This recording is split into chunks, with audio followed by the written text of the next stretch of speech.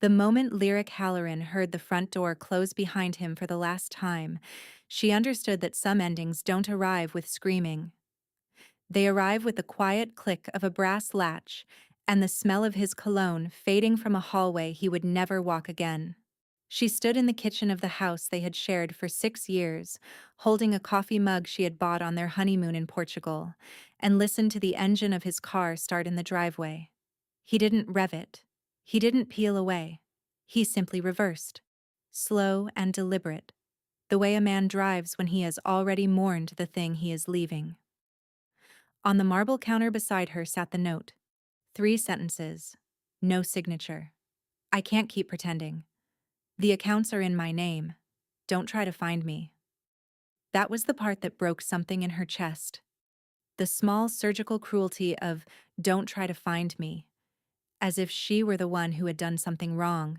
As if 6 years of building a life around a man's silences had been a crime she'd committed against him. Lyric set down the mug. Her hand was steady. That surprised her more than anything. Outside, December rain fell against the windows of the house in Bellpoint Hollow, the gated community where every lawn was a performance and every neighbor knew the script. By morning, they would all know. She walked to the bedroom.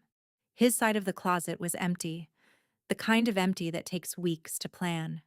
The Italian shoes, the watches, the cufflinks his mother had given him at their wedding. Gone. He had been preparing this for months while she had been making him dinners and asking him about his day. She walked to the bathroom and looked at herself in the mirror, and for the first time in 6 years, she let herself really look. The woman staring back was 34 years old. Dark hair, longer than she remembered choosing. Eyes the color of wet slate, with circles beneath them she had stopped seeing. She looked at this stranger who had been wearing her face, and she said one thing aloud, quietly, like a verdict. You let him do this to you? Then, something in her changed. Not loudly, not with tears. With the cold, clarifying calm of a woman who has finally run out of lies to tell herself. Before you hear what happened to Lyric Halloran in the 72 hours that followed, the hours that stripped her down to nothing, and then handed her something far more dangerous than the life she had lost. Do me a small favor. Drop a comment with the city you're watching from tonight. I want to see how far this story reaches. And if you stay until the end, you'll understand why a woman who lost everything became the one woman in this city no man would ever dare touch again. Hit the like button. Let's begin. She did not yet know the name of the man who would, 3 days from now, walk into the worst night of her life and make a single phone call that would rearrange the architecture of her entire future. She did not yet know that across the city, in a study lined with leather books and silence, that man had already heard her name spoken once, by someone who should not have spoken it. She only knew, standing in the bathroom of the house she could no longer afford, that the woman in the mirror was done apologizing for taking up space in her own life. She turned off the light and walked into the dark. By Tuesday morning, Lyric understood the shape of what her husband had done. The joint checking account drained, the savings transferred. The credit cards in her name canceled, everyone, with the patient efficiency of a man who had hired a lawyer long before he had written a goodbye note. The house was in his name. The car was leased through his company. The phone in her hand was on his plan, and at 9:47 a.m. it stopped ringing out as service was cut. She sat on the kitchen floor in her bathrobe and laughed. It was not a healthy laugh. It was the laugh of a woman who had just realized that the man she had loved had been studying how to erase her for longer than she had been studying him. Her name was Lyric Mireille Halloran. Before that, before him, it had been Lyric Mireille Vasco. She had been a translator once. 3 languages. A degree from a small but serious university back east. She had given that up the year they married, because his career required a wife who could host, and you could not host dinners for senior partners while running a video call with a pharmaceutical company in Lyon. She had told herself, at the time, that she was choosing him. That love was a kind of generous shrinking. Now she understood what she had actually been doing. She had been disappearing in installments, paying him in pieces of herself, and the man had taken every payment without ever once asking her to keep something for herself. By Tuesday afternoon, 2 men in suits arrived at the gate. They were polite the way executioners are polite. The house, they explained, was being placed on the market. She had until Friday to remove personal belongings. Mr. Halloran filed in another county on Monday morning. You'll be served formally within the week. He had filed before he left. Of course he had. She did not cry in front of them. She nodded, signed nothing, and closed the door. And only when their car had pulled out did she lean her forehead against the wood and let her shoulders shake, just once, in a tremor she would not have called weeping. By Tuesday night she had packed a single suitcase, the old canvas bag from her university years. Into it, 3 changes of clothes, the small wooden box that held her grandmother's rosary and a photograph of her father, her old laptop from before the marriage, 2 books she had read so many times their spines were soft, and the coffee mug from Portugal, because some things you do not leave for strangers to throw away. She left her wedding ring on the kitchen counter beside his note. The absence was the statement. By Wednesday morning, she was in a motel 2 highway exits east of the city, the kind where the woman behind the front desk did not ask questions and the door did not quite close, flush against the frame. It cost $41 a night. She had $312 in cash, withdrawn from an emergency envelope she had hidden inside a hollowed-out copy of Anna Karenina years ago, on instinct, for reasons she had never fully named to herself. She had been preparing for this without knowing she was preparing. For 3 days she did almost nothing. She slept. She ate from a vending machine. She walked the frontage road in the cold. She did not call her sister. She did not call her mother. She wanted, before she reached for any rope, to know what she was capable of holding herself. On the 3rd evening, sitting on the edge of the motel bed, she opened the small wooden box, the rosary, the photograph of her father, who had died when she was 11, and folded beneath them. Something she had forgotten was there. A business card, cream paper. A single name embossed in dark green ink. A phone number, no address. 3 years ago, at a charity event her husband had insisted she attend, an older woman had pressed this card into her palm in the powder room. The woman had looked at her, really looked, in the way Lyric had not been looked at in years, and said very quietly, "When the ground gives out beneath you, and it will, my dear, you call this number, not before." She had hidden the card in the box because hiding it had felt important. The way certain instincts feel important before you have language for them. She turned it over now in the lamplight. Outside, a truck passed on the highway. Somewhere across the city, a phone was about to ring in a room she could not yet imagine, in front of a man whose name she did not yet know. Lyric picked up the motel phone. She dialed. The phone rang twice. A woman's voice, low and unhurried, said only, "Yes." Not hello. Just that single syllable, weighted with the patience of someone who had been answering this number for a very long time. "My name is Lyric Halloran," she said.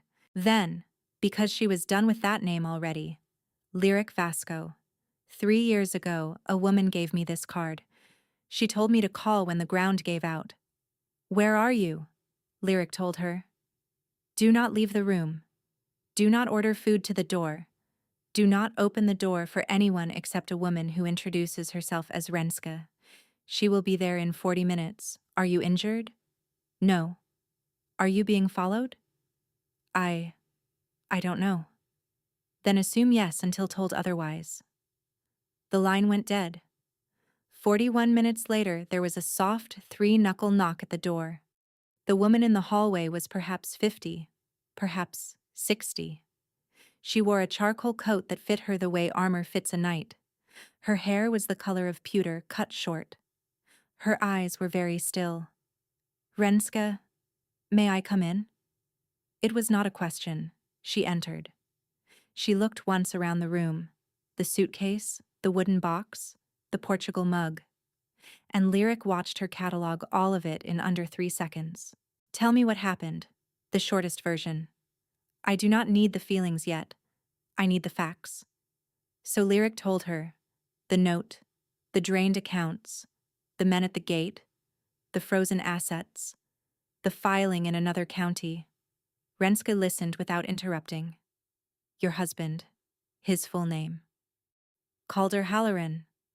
Something almost imperceptible shifted in Rensky's face. It was not surprise. It was the opposite of surprise. "Pack your things. We are leaving in 3 minutes." "Where are we going?" "Somewhere you can sleep without checking the door." "I don't have money for—" "You have not been asked for money." Lyric stood. Her hands, which had been so steady, were now trembling. She put the wooden box back into the canvas bag. She picked up the mug and wrapped it in a sweater. "Why are you helping me?" Rensky paused at the door. "Because 31 years ago, a man left me with nothing in a town I did not know, and a woman I had never met handed me a card. I have been passing that card to others ever since." The car waiting outside was black, unremarkable, and expensive in a way that was deliberately quiet. The driver did not speak. As they pulled onto the highway, Lyric watched the lights of the motel shrink in the side mirror and felt something inside her that had been holding its breath finally exhale. They drove for almost an hour, out of the suburbs, past the edge of the city, up into the ridge of low forested hills where the wealthy old families of the region had built their houses a century before any gated community had been invented. The car turned onto a private road, then through a wrought iron gate that opened without anyone speaking to it, and finally up a long, crushed stone drive that curved through cedars to a stone house lit from within by a warm, low light. The house was not enormous. It was something more unsettling than enormous. It was built well. "Whose house is this?" "This house belongs to a man named Aurelio Dravek," Rensky said. "You will not have heard his name spoken in your circles. That is by design. In this city there are men who appear in newspapers, and there are men whose names appear in the silences between the sentences in newspapers. He is the second kind." Lyric's pulse began to climb. "What does he do?" "He keeps order. In a city that has none." The car stopped. A man in a dark suit opened the door. Lyric stepped onto the gravel and felt the cold of the night settle on her face like a hand. "Why am I here? Truly. Why this house? Why this man?" Renska looked at her for a long moment. "Because when I told him your husband's name on the phone, 20 minutes ago, he stopped speaking for almost a full minute. And in the years I have worked for him, my dear, I have never once heard Aurelio Dravek go silent." The front door opened. Warm light spilled across the stone steps. And somewhere inside that house, a man Lyric had never met was already waiting for her. A man who, it would turn out, had known her husband's name for far longer than she had. The foyer smelled of cedar smoke and old paper. Rensky walked ahead of her down a corridor lined with oil paintings of landscapes. No portraits. A man who hangs landscapes instead of faces is a man who does not want to be reminded of the people he has known. At the end of the corridor, Rensky pressed her palm to a panel beside a set of dark double doors, and they opened inward without sound. "He will see you alone. If you need me, say my name once. He will hear you."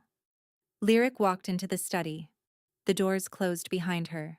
A fire burned in a stone hearth. Bookshelves rose floor to ceiling, packed not with the matched leather-bound performances of wealthy men, but with the cracked, mismatched, well-handled spines of a person who actually read. He was standing at the window with his back to her. Tall, but not theatrically so. Dark sweater, dark trousers, no jewelry. His hair was black with a small amount of gray at the temples. He did not turn when she entered. "Sit, please, Mrs. Halloran." His voice was quieter than she had braced for. There was an accent in it, very faint, smoothed by decades. "Vasco," she said. Now he turned. His face had been hard once and had since been weathered into something else. His eyes were the color of cold tea. He gestured toward a chair near the fire. "Vasco," he repeated, and there was the faintest movement at the corner of his mouth, not quite a smile. "Forgive me. I will not make that error again." She sat. He walked to a side table, poured something amber from a decanter, and set the glass beside her chair. "Drink it or do not. It is not a test." Then he sat across from her, and the firelight moved on his face. "Renska told me," Lyric said, "that when she said my husband's name to you on the phone, you stopped speaking for almost a full minute." "She should not have told you that." "She told me anyway." "Yes." A pause. "She has her own ideas about what people need to know. They are usually correct, and they are always inconvenient." "Why did you stop speaking?" He studied her over the rim of his glass. "Because for 2 years and 3 months, your husband has owed a great deal of money to a man who works for me. He has been paying the interest. He has not been paying the principal. 3 weeks ago, he stopped paying the interest. Last Friday, my associate informed me that Calder Halloran had liquidated certain assets and was preparing to disappear. Tonight, when Rensky said your name, I understood. He is not running from me, Mrs. Vasco. He is running from you, and using me as the reason he can give to himself." Lyric did not move. She had walked into this room thinking she was a woman whose husband had abandoned her. She was now sitting in the home of a man who had just informed her that her marriage had been a structure built on top of a pit she had never been told existed. "How much?" He named a figure. It was larger than the value of the house in Bell Point Hollow. "For what?" she whispered. "That is a question I do not answer to anyone who is not party to the original transaction. I will only say this. It was not for a business. It was not for an investment. It was for the satisfaction of an appetite he believed his wife did not need to know about." She closed her eyes. She did not cry, but she felt something break very quietly inside her chest, the last small private hope that her marriage had been at least an honest failure rather than a long, slow theft. When she opened her eyes, Aurelio was watching her without pity. He was watching her the way a doctor watches a patient receive a diagnosis, with full attention, leaving her the dignity of her own reaction. "Why are you telling me this?" "Because in 3 days, perhaps 4, men I do not control will come looking for your husband. Some will begin to ask whether his wife knows where he has gone. Some will not ask politely. Renska brought you here because the card she gave you 3 years ago was not a card for women who had been left. It was a card for women who had been left by men like your husband. There is a difference, and the difference is the reason you are still alive tonight." Her hand lifted the amber glass to her mouth. She drank. It burned. She welcomed the burn. "What do you want from me?" He set down his own glass, untasted, and leaned forward slightly. "That is the wrong question, Mrs. Vasco. It is the question every woman in your circumstance has been trained to ask, and it is the question that has cost most of them what little they had left to lose. The correct question is the one I am going to ask you instead." He paused. "What do you want?" She did not answer him that night. She could not. The question had landed somewhere beneath language, in the part of her that had been silent so long it had forgotten it was allowed to speak. The east room was on the 2nd floor. The bed was high and made up in unbleached linen. The window looked out over the dark cedars. On the small writing desk, someone had placed folded clothes in roughly her size: a hairbrush, a new toothbrush, and a single pair in a white ceramic bowl. The pair undid her. She sat on the edge of the bed and finally, properly, wept. Not for Calder. Not for the house. Not for the wedding ring she had left on a counter for a stranger to find. She wept because someone she had never met had remembered, in the middle of arranging her safety, that a woman who had not eaten a real meal in 3 days might want a piece of fruit. She slept for 14 hours. When she woke, instead of panic, she felt something she had not felt in 6 years. She felt rested. She bathed in a tub that smelled faintly of bergamot, dressed in clothes that fit her exactly, and looked at herself in the mirror for the second time in 4 days. The woman in the mirror was still tired, still thin, but something had returned to her face that had been missing for a long time. It took her a moment to name it. It was attention. Her own attention, looking back at her. In the 8 days that followed, Lyric Vasco began, very slowly, to remember who she had been before she had been somebody's wife. Renska, it turned out, was not only a woman who answered phones. She had been, in some earlier life, a lawyer in a country whose name she did not give. On the second morning, she laid out a folder containing every public record of Calder Halloran's financial activity over the last 4 years. The shell companies, the second account in another state, the property in another woman's name, purchased 2 years into the marriage. "I would like to learn how to read these properly," Lyric said.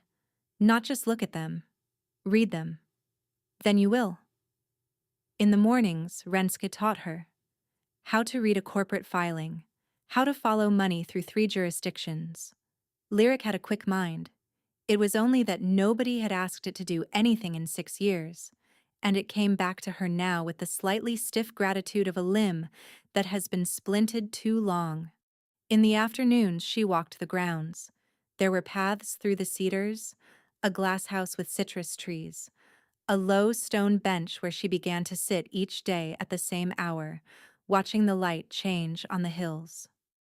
On the third afternoon, a young woman appeared on the path with a basket and introduced herself as Soraya, the cook's daughter.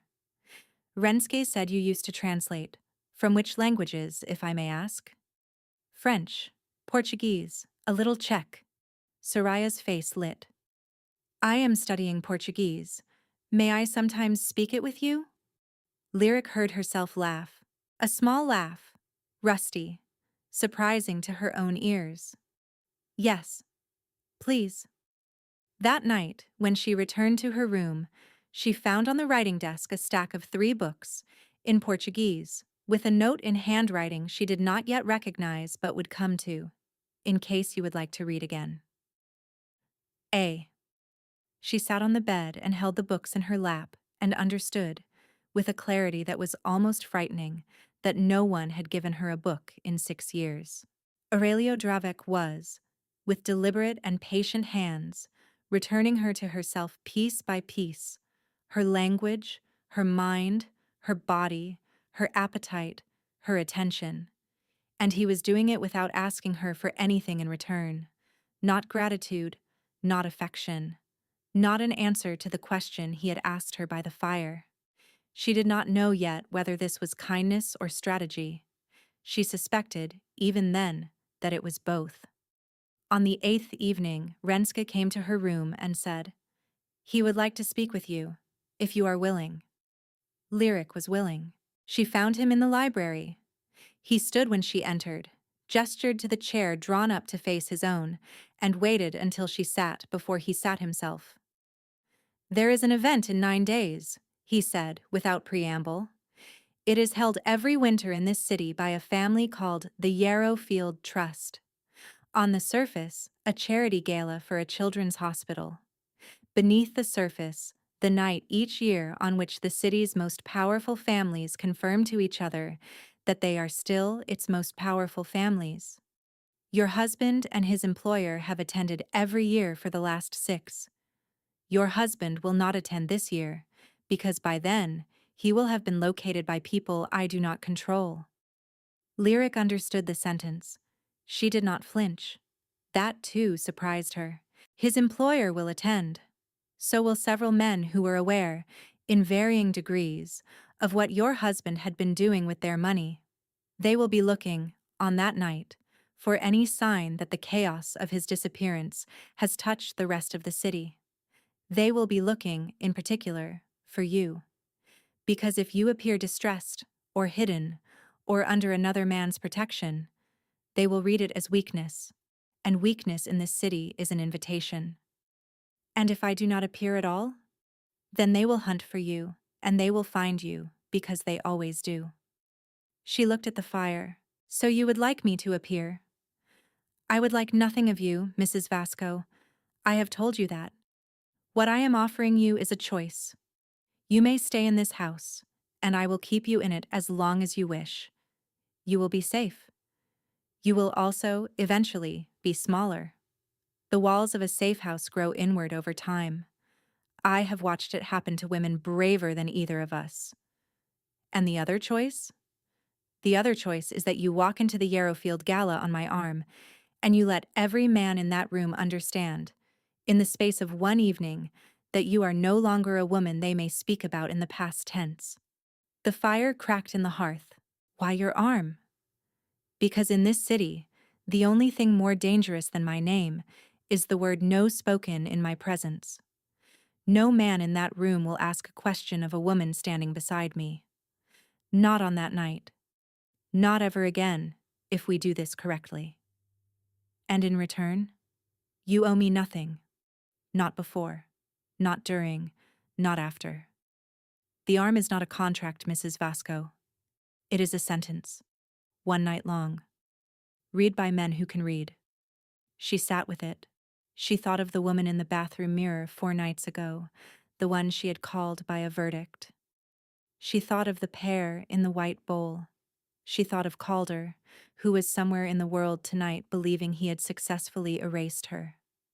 She thought of every dinner she had hosted for senior partners, every conversation she had not joined, every opinion she had swallowed because it was easier than watching his jaw tighten. Yes, she said. Aurelio inclined his head, very slightly. Then we have 9 days. There is much to be done. She walked back to her room through the long, quiet corridors of his house, and she did not sleep that night until almost 3 in the morning, because for the first time in 6 years she was lying in the dark thinking not about what she had lost, but about what she was about to do. And somewhere, in a city she would walk into in 9 days as a woman no man would dare to interrupt, the men who had once spoken her name carelessly were already, without knowing it, rehearsing the silence they were about to learn. The 9 days passed, the way a held breath passes, slowly at first, then all at once. There was no makeover. That was the thing that mattered most. Aurelio did not summon stylists. On the second morning, he simply asked her, in the quiet way he asked everything, whether she had any thoughts about what she might wear. I would like to wear something of my mother's, she said. A coat. She wore it once to a wedding I was too young to remember. It has been in a closet in Oregon for as long as I have been alive. Aurelio nodded. It will be here in 2 days. It arrived on the 4th morning. The coat was the deep, bruised color of a winter plum, cut long, with sleeves narrow at the wrist. Her mother had worn it the year before her father died. The only photograph Lyric had of her mother truly happy. The man for whom she had worn it had not lived to see her wear it twice. It fit her almost exactly. It needed only a small alteration at the shoulder. The dress beneath it Lyric chose herself, a simple column of dark wine-colored silk that made no claims and required none. For her hair she did nothing elaborate. She wore it down, the way her mother had worn it in that single old photograph, and Lyric had decided sometime around the 3rd night that she would walk into the Yarrowfield Gala wearing the body of a woman whose mother had once been loved. The other days she spent learning. Rensky walked her through the guest list. 46 families, 280 individuals. Lyric memorized the names, the alliances, the feuds. She learned the name of the man Calder had owed money to, Damaris Velacourt, an importer of antiquities whose import business had not, for many years, been primarily about antiquities. He will be there, Renska said. He has had your photograph on a desk for 3 weeks. What will he do when he sees me on Aurelio's arm? Renska's mouth moved, not quite into a smile. He will understand the sentence, and he will not finish his drink. On the morning of the gala, Lyric woke before dawn and walked the cedar paths in the cold. She thought about her father, who had been a quiet man and a good one. She said to herself, "You let him do this to you. You will not let anyone do it again." That evening she did her own face, a little color at the lip, almost nothing at the eye. She fastened a single thin chain of her grandmother's at her throat. She put on the coat. When she walked down the great staircase, Aurelio was waiting in the foyer in a black suit cut by someone who understood that the point of a suit on a man like him was to make people forget they were looking at a suit. He looked at her once and said only, "Your mother had good taste." "She had one good year," Lyric said. "I am borrowing it." He almost smiled. He offered his arm.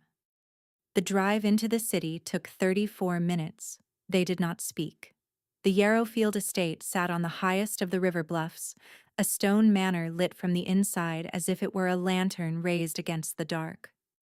Photographers had been allowed only as far as the outer gate. The men with cameras at the inner steps were not press but something else. None of them lifted a camera. At the top of the wide stone steps, just before the great doors, he paused. "You may change your mind even now. I will turn the car around. No one will know." "Aurelio," she said, and it was the first time she had used his name aloud to his face. "Open the door." He opened the door. The Yarrowfield ballroom was a long, high-ceilinged room of pale stone and dark beams, lit by chandeliers hung when electricity was still a novelty. 200 people stood in clusters along its length. The smell of warm wax and white flowers. Lyric walked into the room on Aurelio's arm. The murmur did not stop all at once. It stopped in waves, the way wind moves across a wheat field. First, the people nearest the entrance, then the cluster around the bar, then, last, the small knot of men standing near the fireplace at the far end, who turned as a single body to look, and one of whom, silver-haired, narrow-shouldered, holding a glass of something pale, went very still. Damaris Velacourt. He had not finished his drink. Aurelio did not pause. He walked her the full length of that ballroom at exactly the pace he would have walked it alone, and Lyric kept her chin level and her eyes ahead, and she felt the room reading the sentence Aurelio had promised it would read, word by word, from the door to the fire. By the time they reached the fireplace, the room had remembered how to breathe, but not yet how to speak. Aurelio inclined his head, half an inch, toward Damaris. "Damaris. Aurelio." The voice was steady. The hand holding the glass was not. "You know Mrs. Vasco, I believe?" A long pause. Damaris's eyes moved from Aurelio's face to Lyric's, and she watched him calculate every possible response and discard each in turn. "I have not had the pleasure," he said finally. "You have now," said Aurelio. And he turned, and he walked Lyric away, and behind them the silence of the Yarrowfield ballroom rearranged itself permanently around the new fact of her existence. Dinner was served at 9. The Yarrowfield Gala seated its guests along 3 long oak tables that ran the length of the smaller hall behind the ballroom, a deliberate piece of theater, because a long table required everyone to see everyone. Lyric was placed at the center table, 3 seats from its head. The head was held by Honora Yarrowfield herself, the matriarch of the host family, 81 years old, dressed in dove gray. To her right sat Aurelio. To Aurelio's right sat Lyric. Across from Lyric, 3 feet away over a low arrangement of white camellias, sat Damaris Velacourt. Beside Damaris sat his wife Pell, who wore diamonds that did not suit her. And beside Pell sat a younger woman with a hard, beautiful face. Lyric knew her by the way Damaris's hand rested briefly on hers as they were seated. Too briefly to be familial, too easily to be an affair of fewer than 2 years. Rensky had not mentioned this woman by name during the briefings. Lyric understood. In the second she registered the gesture. Why? Because the woman across from her was the woman in whose name Calder Halloran had purchased a property 2 years into his marriage to Lyric. She was looking at her husband's mistress. And her husband's mistress was, it appeared, also Damaris Velacourt's. Lyric's hand did not move on the stem of her wineglass. Aurelio said nothing, but she felt him slide his arm a fraction closer to hers along the back of her chair, in a gesture that was not protective so much as it was present. The first course was served, a clear broth with a single white blossom floating in it. Pell asked Lyric, with a sweetness that had been sharpened on a stone, how long she had known Aurelio. Long enough. How mysterious. It isn't, really. It only sounds that way to people who have not been asked. The younger woman beside Damaris leaned forward and said, with a smile that was almost professional, Mrs. Halloran, isn't it? I believe we have a friend in common. Vasco. I'm sorry? My name is Vasco. I have not been Mrs. Halloran for some time. Honora Yarrowfield at the head of the table did not look up from her broth, but the corner of her mouth moved by perhaps a millimeter. Of course, the younger woman said. Forgive me, and our friend in common, Calder, I mean. I had heard he was traveling. Have you been in touch? This was the moment. Lyric understood it as it arrived. Aurelio could have rescued her with a single sentence, and he was deliberately choosing not to.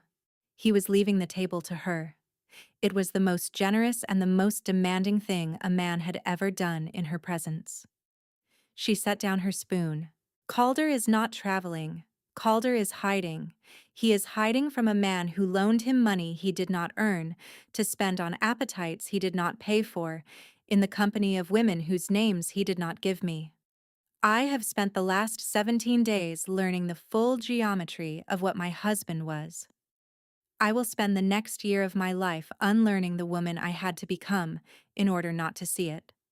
I would not, however, recommend that anyone at this table waste energy pretending he is reading a book on a beach. He is not. And if any of you are tempted to send word to him on the chance that he is reading his messages, I would ask you to send only this, that his wife is well, that his wife is finally, at 34 years old, well, and that if he ever speaks her name again in any room in this city, he will discover that there are now rooms in this city he is not permitted to enter. She lifted her spoon again. She resumed her broth. The silence that followed was not the kind that ends. It was the kind that is filed. It was the silence of 200 people understanding, all at once, that they had just witnessed the seam at which a story changed direction. Pell set down her wineglass without drinking from it. The younger woman across the camellias had gone the color of paper. Damaris looked at Aurelio. Aurelio looked back. Neither man spoke. At the head of the table, Honora finally lifted her eyes. She looked, for one long moment, at Lyric Vasco in her mother's plum coat, and the corner of her mouth moved again, and this time it was unmistakable. Miss Vasco, said Honora in a voice that carried the length of the table without rising. You will sit beside me at the dessert course. I find I have a great many questions, and very little time in which to ask them. Lyric sat beside Honora Yarrowfield at the dessert course for 90 minutes. What was said between them was not what mattered. What mattered was that Honora, the matriarch whose disapproval had ended 4 marriages and 3 political careers in the previous decade alone, leaned her head close to Lyric's ear at one point and listened, smiling faintly to whatever Lyric said in return, and the room watched, and the room understood. By the time the dessert plates were cleared, Lyric had been spoken to, with deference, by 11 separate women who had not previously known her name. She had been offered the personal cards of 2 of them. She had been invited by Honora herself to call upon the Yarrowfield offices in the second week of the new year to discuss a matter of mutual interest. Aurelio she did not see for almost an hour. He had been pulled into one of the side rooms, the kind of room where men like Damaris Velacourt go to confirm to other men, in fewer sentences than would be polite at a dinner table, what has changed and what has not. When he returned to her, finally, near the great fireplace at the back of the hall, his face was unreadable. "It is done." "What is done?" "Damaris will not look for your husband. Damaris will, in fact, retract the loan. The principal will be written off in his books as a private matter that was settled privately. Your name will not appear in any conversation the men in this house have for the rest of their lives, except in the form of Mrs. Vasco," said quietly, "by men who have not forgotten what they saw at this table tonight." "And Calder?" Aurelio looked at her for a long moment. "Calder is a problem that has, in the last 3 hours, become a problem you no longer have to solve. There are men in this country who, when they understand that a woman is no longer an opportunity, lose interest in her permanently. Calder Halloran has just been informed, through channels he respects, that you are no longer an opportunity. He will not contact you again. He will, in fact, expend whatever life he has left, avoiding any city in which you are known to keep an address." She nodded slowly. She did not feel triumph. What she felt was a low, settled gravity, the weight of a life she had just retaken possession of. "There is something else," she said. "Yes." "The woman across the table. There is a property purchased 2 years into my marriage, in her name. With money that came, I now understand, from your associate's books. I would like that property signed over to me, quietly, within 30 days. Aurelio looked at her, and for the first time in the 17 days she had known him, he laughed. A single low sound at the back of his throat. "It will be done in 14. And Mrs. Vasco, I would like to say something to you now that I will not say again, because I do not, as a rule, repeat sentences of this kind. Yes. I have spent 30 years in rooms full of men who confused volume with power. You walked into this room tonight on the arm of a man whose name is the loudest silence in this city. You were not the silence beside me. You were the sentence." She did not answer. She did not need to. They left the Arrowfield estate at 1 in the morning. The driver, who had not spoken to her once in 17 days, looked at her in the rearview mirror as she settled into the seat and inclined his head, half an inch. She had been seen by a driver who had not seen her before. Somewhere near the river, where the road climbed back out of the valley, Aurelio's gloved hand moved, slowly, deliberately, until the back of it rested against the back of hers on the seat between them. He did not curl his fingers around hers. He did not look at her. She did not move her hand away. For almost 6 full minutes they drove like that, in a silence that was no longer a silence between strangers. By the time the car pulled through the wrought iron gate, Lyric understood 3 things. She understood that she was not going back to the woman in the bathrobe on the kitchen floor. She understood that the man beside her had not chosen her tonight to make a point to a city. He had let the city watch him choose her because he had already, quietly, in his own private accounting, chosen her some days before. And she understood that the next morning she was going to walk downstairs and tell him she would like to begin, on her own terms, the long, unhurried work of letting herself be loved by a man who had never once asked her to be smaller than she was. She did not yet know that across the city, in a study she would never see, a silver-haired man was setting down a glass he had still not finished, and quietly, to the empty room, saying her name aloud for the first time, the way men say the names of things they will never again attempt to take. By morning, the sentence had traveled. It traveled through the older, faster network of telephone calls between women who had stood near the fireplace and women who had not been invited but who needed, by 10 in the morning, to know exactly what had happened. By noon, 3 separate versions of Lyric's words at the broth course were circulating. By 2, the versions had collapsed into one because Honora Yarrowfield had, at 11 that morning, telephoned 2 specific people and corrected the record, and when Honora corrected the record stayed corrected. The woman in whose name Calder Halloran had bought a property had left the city by the 8:15 flight. Her seat at every dinner table she had previously occupied was, by lunchtime, no longer hers. Pell Velcourt had filed for separation by 3. Damaris had not been seen leaving his house all day, and would not be seen.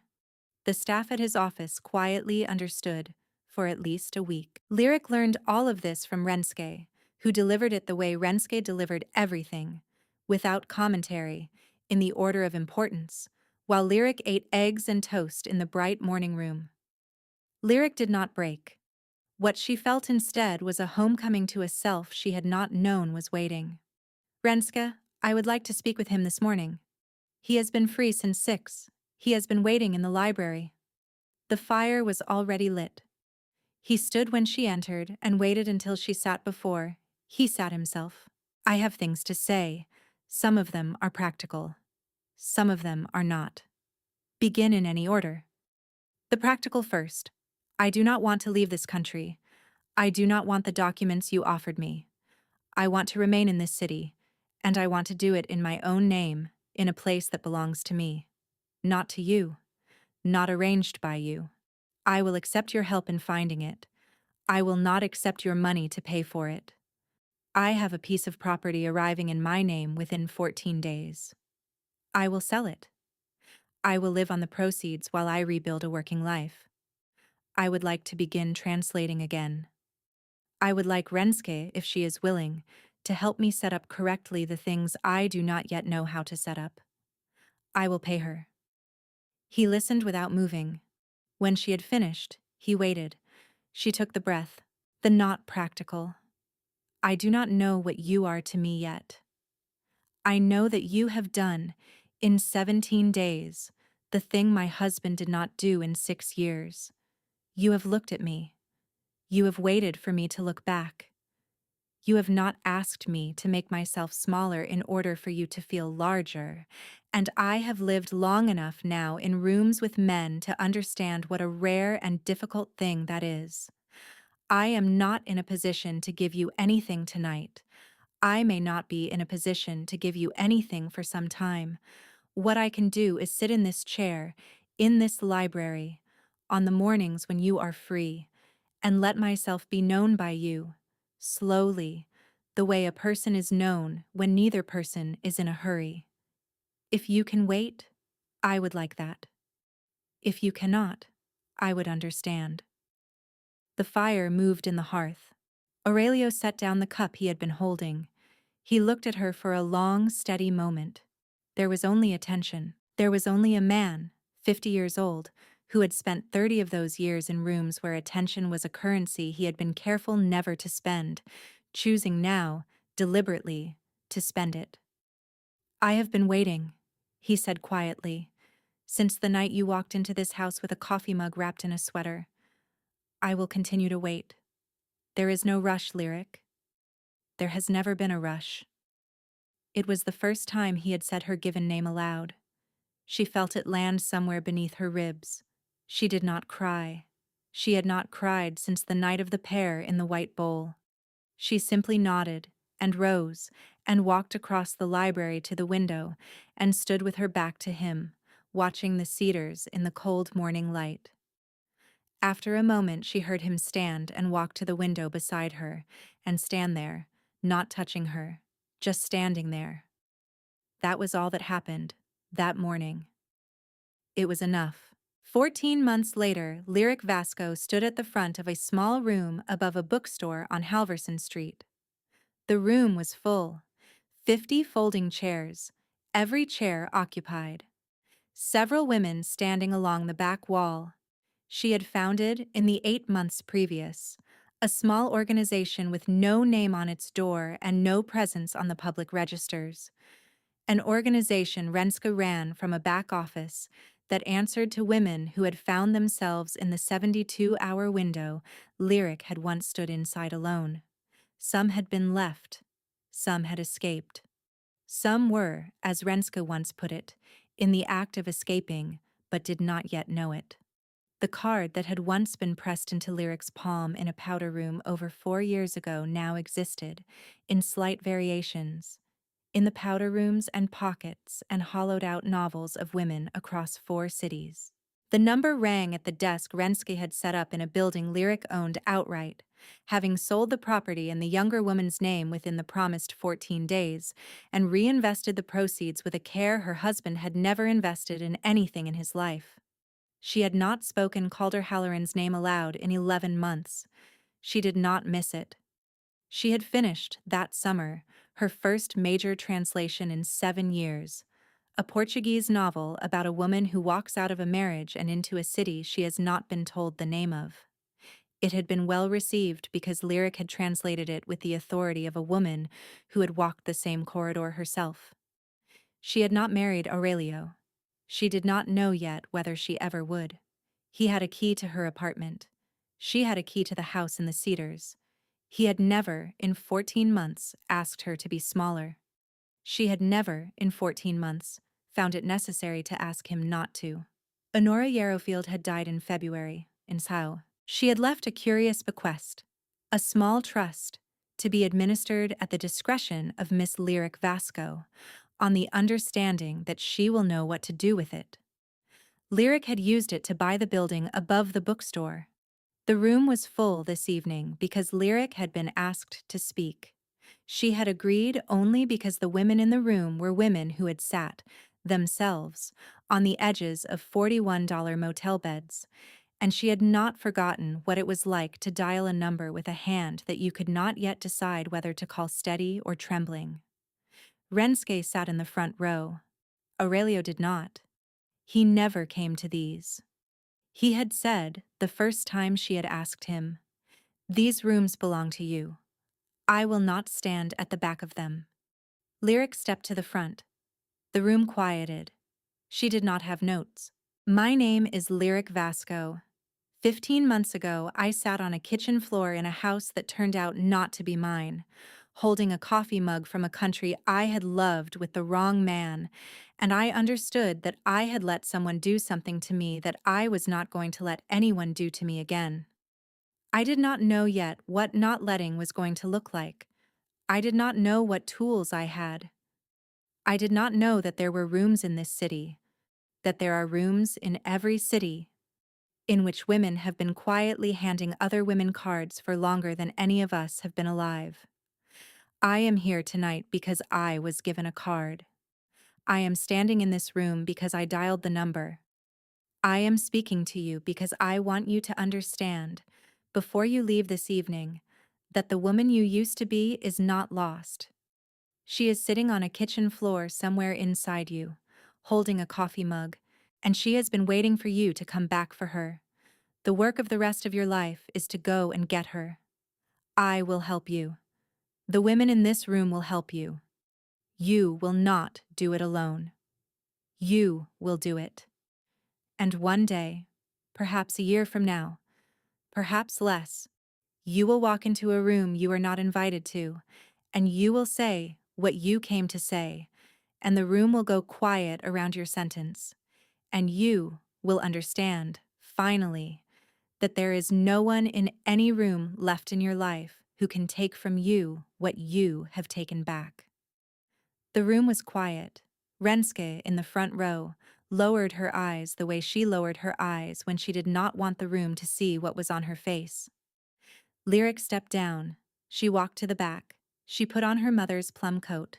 She walked down the narrow stairs and out into the cold of Halverson Street, where the street lamps had just come on, and at the curb a black, expensively quiet car was waiting for her, with a man in the back seat who did not lean across to open the door because he had learned, 14 months earlier, that she preferred to open her own.